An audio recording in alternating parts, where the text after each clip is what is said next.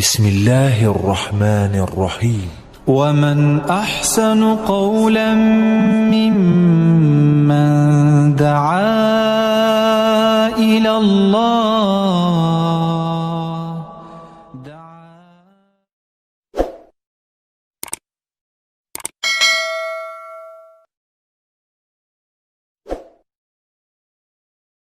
Assalamualaikum warahmatullahi wabarakatuh. Alhamdulillahi rabbil alamin. Wassalatu wassalamu ala asyrafil anbiya'i wal mursalin wa ala alihi wa ashabihi ajma'in. Kaum muslimin, kaum muslimat rahimakumullah. Alhamdulillah, kita senantiasa bersyukur kepada Allah Azza wa Jalla atas berbagai nikmat dan karunia yang dianugerahkan kepada kita, terutama nikmat iman dan nikmat Islam yang hanya diberikan kepada hamba-hambanya yang menjadi pilihannya. Oleh karena itu, marilah kita selalu menjaga, memelihara apa yang dianugerahkan Allah kepada kita berupa nikmat terbesar, yaitu nikmat iman dan nikmat Islam. Kemudian juga kita diberikan oleh Allah Subhanahu wa ta'ala nikmat ilmu yang bermanfaat, amal yang soleh, yang dengan itu semuanya Allah memberikan kemenangan kepada seorang hamba di dunia dan di akhirat, sebagaimana para sahabat dahulu yang dipimpin oleh Rasulullah sallallahu alaihi wasallam, Allah memenangkan mereka dengan dua hal tersebut, yaitu ilmu yang bermanfaat yang merupakan petunjuk dari Allah Ta'ala, dan agama yang hak adalah amal yang soleh. Sebagaimana Allah Ta'ala berfirman, "Huwallazi arsala rasulahu bil huda wa dinil haq liyudhhirahu 'ala ad-dini kullih walau karihal musyrikun." Dialah Allah yang telah mengutus Rasulnya dan membawa petunjuk dan agama yang hak untuk dia menangkan atas seluruh agama yang ada, meskipun dibenci oleh orang-orang musyrikin. Maka para mufassirin mengatakan yang dimaksud dengan dinul haq, yang dimaksud dengan al-huda adalah ilmu yang bermanfaat, dan yang dimaksud dengan dinul haq adalah al-amal saleh. Ya, maka apabila seorang dia memiliki ilmu, kemudian dia amalkan ilmunya, maka ini berarti pertanda kebaikan bagi hamba tersebut. Nah, pada kesempatan yang baik ini kita ingin mengenal tentang Islam, yang mana Islam adalah agama Allah Subhanahu wa ta'ala yang diutus oleh Allah Subhanahu wa ta'ala untuk membawanya adalah Nabi kita Muhammad sallallahu alaihi wasallam sebagai khatamul anbiya, penutup para nabi, ya, yang dengannya tegaklah tauhid dan sunnah Nabi sallallahu alaihi wasallam. Nah, Islam yang dibawa oleh Rasulullah sallallahu alaihi wasallam ini mencakup yang pokok, yang pertama yang ingin disebarkan dan ditegakkan oleh beliau sallallahu alaihi wasallam dalam perjuangannya membawa risalah Allah Ta'ala adalah menyebarkan dan mengajak manusia kepada tauhid. Masalah akidah, tauhid. Ya, karena Allah Subhanahu wa ta'ala menciptakan manusia untuk beribadah pada Allah Subhanahu wa ta'ala. Sebagaimana Allah Ta'ala berfirman, "Wa ma khalaqtul jinna wal insa illa liya'budun." Tidaklah kuciptakan jin dan manusia melainkan untuk mereka beribadah, menyembah aku. Kemudian yang kedua, misi yang dibawa oleh Nabi sallallahu alaihi wasallam adalah mengamalkan tauhid itu, yaitu dengan beribadah hanya kepada Allah Subhanahu wa ta'ala. Jadi akidah ibadah. Apa yang diyakini dari tauhid itu diterapkan di dalam peribadatannya kepada Allah Subhanahu wa ta'ala. Ya. Kita diperintahkan untuk beribadah pada Allah. Setelah kita mengetahui, kita meyakini bahwa tiada sembahan yang hak kecuali Allah, maka diterapkan dalam amal perbuatan. Dan Nabi kita Muhammad sallallahu alaihi wasallam diperintahkan oleh Allah dan juga untuk kita semuanya agar menjaga ibadah ini semata-mata hanya untuk Allah sampai akhir dari kehidupan kita. Allah Ta'ala berfirman dalam surat Al-Hijr ayat yang terakhir, ayat 99, wa'bud rabbaka hatta ya'tiyakal yaqin, dan beribadahlah menyembah Rabbmu sampai datang kepadamu keyakinan. Maka seorang hamba hidupnya adalah ibadah pada Allah Azza wa Jalla. Seorang mukmin hidupnya hanya untuk beribadah kepada Allah Subhanahu wa ta'ala. Maka semua aktivitasnya ya selalu diawali dengan bismillah. Selalu dimulai dengan niat yang ikhlas karena Allah Azza wa Jalla. Sebagaimana Allah Azza wa Jalla berfirman, "Qul inna salati wa nusuki wa mahyaya wa mamati lillahi rabbil alamin." Katakanlah wahai Muhammad, sesungguhnya salatku, ibadahku, hidup dan matiku hanya untuk Allah Rabbul Alamin. La syarika lahu, tiada sekutu baginya. Wa bidzalika umirtu wa ana awwalul muslimin, dan demikianlah itulah aku diperintahkan dan aku adalah orang pertama yang tunduk patuh kepada Allah, yakni orang pertama dari umat ini. Maka kehidupan kita adalah ibadah pada Allah Ta'ala dan mengikhlaskan amal ibadah hanya untuk Allah Subhanahu wa ta'ala. Kemudian yang ketiga yang dicakup oleh Islam adalah muamalah.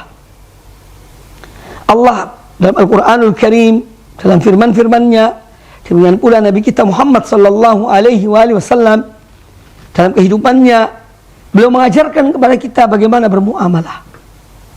Ya, baik dalam perniagaan, dalam pinjam meminjam, gadai menggadai, dan yang lainnya. Bahkan dalam kehidupan bermuamalah dalam rumah tangga, ya bersama keluarga, bermuamalah dengan tetangga yang muslim atau bukan yang muslim, dan semua hal yang berkaitan dengan muamalah telah dicontohkan oleh Rasulullah sallallahu alaihi wasallam, Sayyidul Mursalin, Imamul Muttaqin. Kemudian yang keempat, yang juga menjadi bagian terpenting di dalam Islam ini adalah al-akhlak, al-akhlakul karimah, akhlak yang mulia.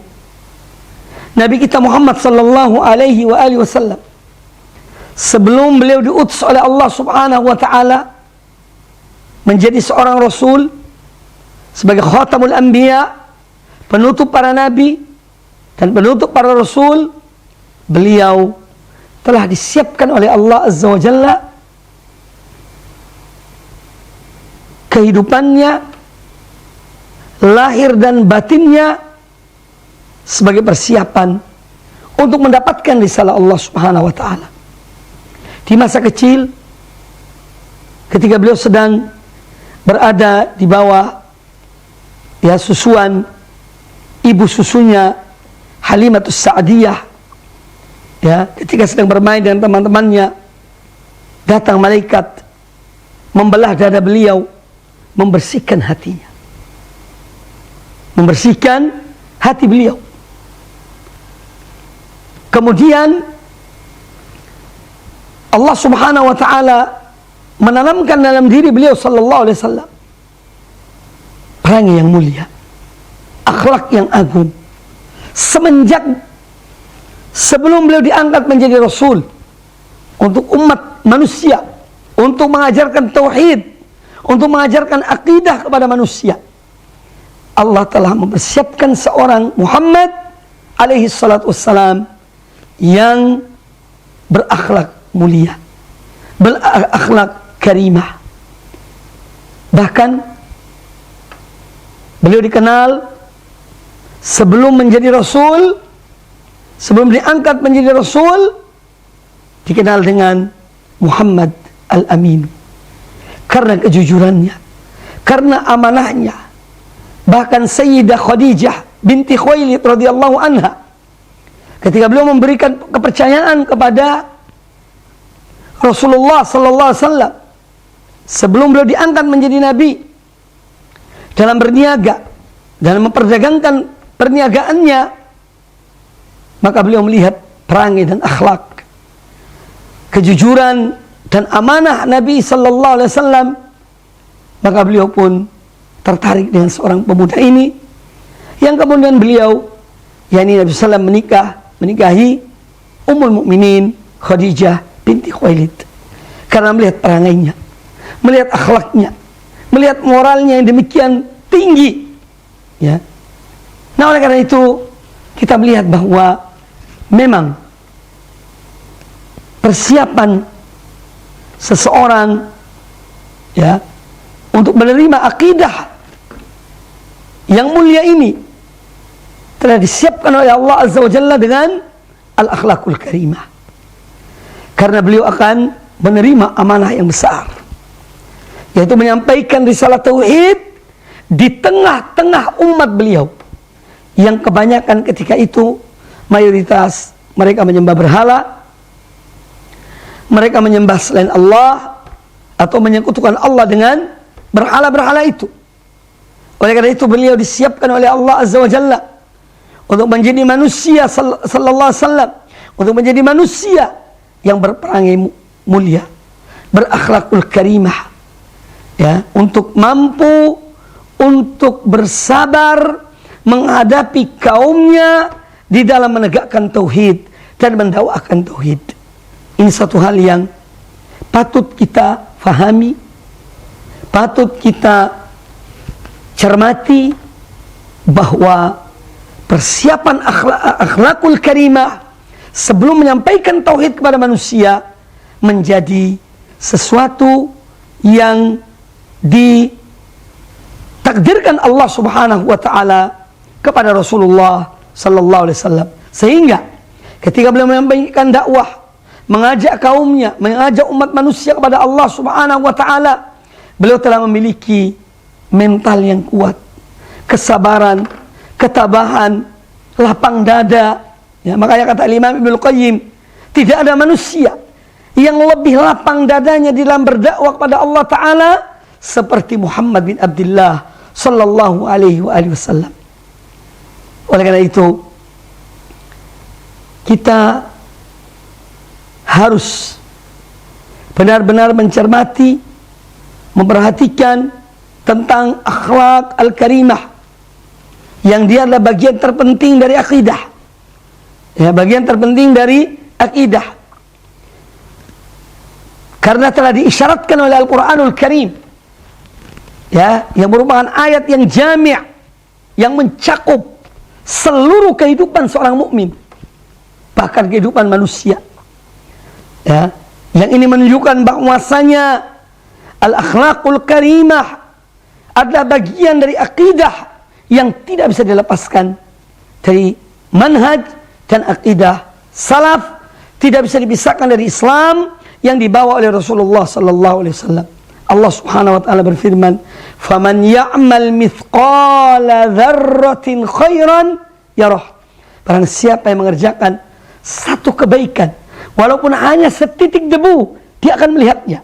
"Wa man ya'mal mithqala dzarratin faman ya'mal mithqala dzarratin khairan yarahu wa man ya'mal mithqala dzarratin syarran yarahu." Barang siapa yang mengerjakan satu amal kebaikan walaupun hanya satu titik debu, niscaya dia akan melihat balasannya. Dan barang siapa yang mengerjakan satu amal keburukan walaupun hanya setitik debu, maka dia akan melihat balasannya, yakni di akhirat kelak.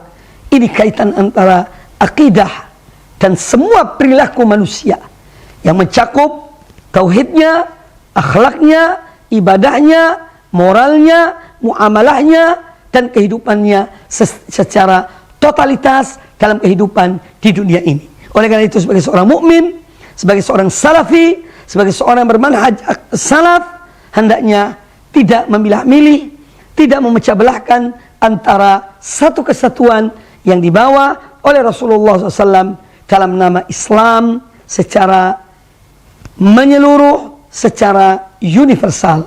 Semoga apa yang disampaikan bermanfaat bagi kita semuanya, dan semoga Allah menjadikan kita di antara hamba-hambanya yang mengumpulkan antara ilmu yang bermanfaat dan amal yang saleh dalam tauhid kita atau akidah kita, ibadah kita, moral dan akhlak kita, dan juga dalam bermuamalah dalam kehidupan kita di dunia ini sampai akhir dari kehidupan kita. Aqulu qouli hadza, semoga bermanfaat. Wa sallallahu wasallam wa barak ala nabiyyina wa ala alihi ajma'in. Wassalamualaikum warahmatullahi wabarakatuh.